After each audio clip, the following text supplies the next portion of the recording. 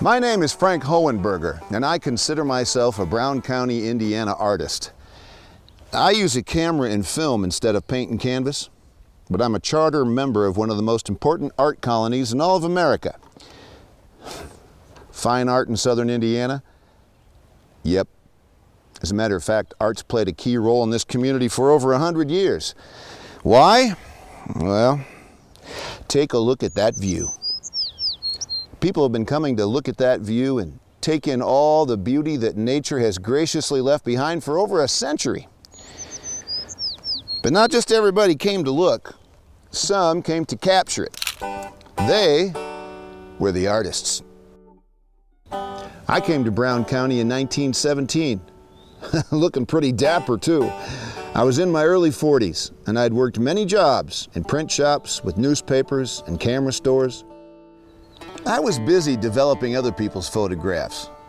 What I really wanted to do was leave the city and take my own pictures. I wanted to create my own brand of fine art. Somebody had brought in some negatives from a place called Brown County. I was intrigued. I left Indianapolis. I traveled south. I just had to see it for myself. And I never went back. In many ways, it was a paradise. Big hills, big sky, big woods, and run-down buildings, bad roads with no running water. But I also found the people. Folks who knew what it was like to live with nature. Dirt poor survival. It wasn't an easy life at all, but it was fascinating, and I set out to capture it. I set up my own studio and I got to work. I explored every path, every hill, and every holler. And I talked to everybody I met. It's a good thing, too, because change was in the wind. Turns out, I wasn't the only fellow drawn to Brown County. There were artists, big-time artists. They came from all over, Chicago, New York, St. Louis, and they had studied in Europe and fancied themselves a new generation of French-style impressionists. In 1907, one of Indiana's most famous artists, T.C. Steele, bought some property between Nashville and Bloomington. And there he built a home and a studio, and he called it House of the Singing Winds. He was nearing the end of his career, but his presence attracted the next generation of American artists to Brown County. Adolph Schulz and his wife Ada came from Wisconsin by way of the Art Institute in Chicago. They had the same attraction to the natural beauty and the rugged people that I did. It all made for great subject matter, but even better, Brown County was a short distance from several large cities where we could sell our work. They persuaded a number of their colleagues to move to Nashville to live. At first, getting here wasn't easy. We took the train south to Hohenberger and then walked 7 miles to Nashville. Those with money took the buggies that met the train. We rented rooms at Pittman's Inn or in a boarding house or one of the many log cabins. And as I said, the roads were bad or non-existent. The artists carried their easels and their paints, and I carried my cameras and equipment. They painted the hills and the valleys, capturing the very light itself, and I took pictures manipulating that light. They painted the people working in their gardens, feeding their animals, caring for their children.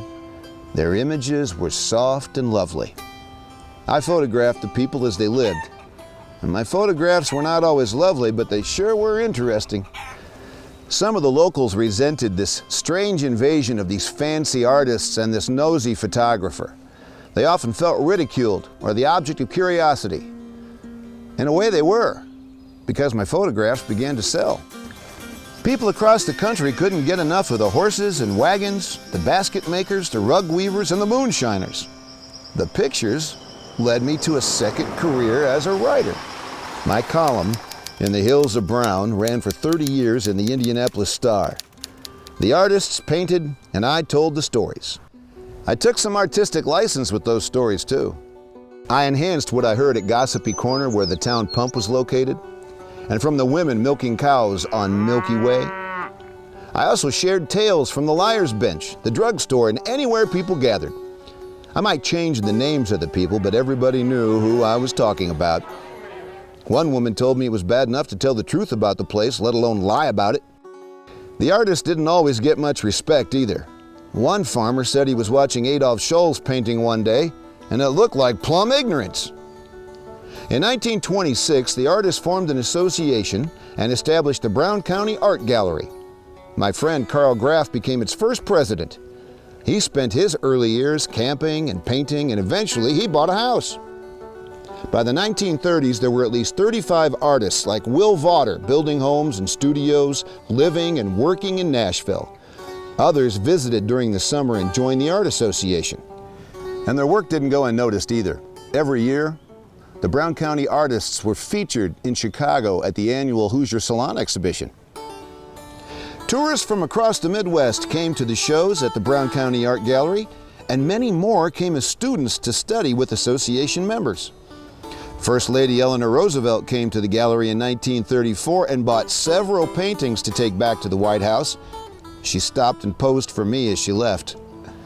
And by the 1940s, Brown County was one of the most important regional art colonies in the country. Tourism had arrived and Brown County had changed. As for me, I could get some of the credit or the blame. I watched it all happen. I photographed it. I told stories of everything I saw. I spent the best years of my life in Brown County. And by the 1970s, all those early artists, they were dead, but their legacy is ongoing. They'd be pretty surprised to see the huge prices their work brings in these days. As for Nashville, it has become a major tourist destination with shops, restaurants, and charming places to stay. For nature lovers, there's a huge state park, forest preserves, and miles of hiking trails and country roads to explore. We have managed to welcome visitors and still maintain the peace and beauty that brought us here in the first place. Come to Brown County. I still travel these hills in spirit with my equipment, taking pictures. Maybe someday you'll meet me on a hilltop. Or maybe, like me, you'll come here to stay.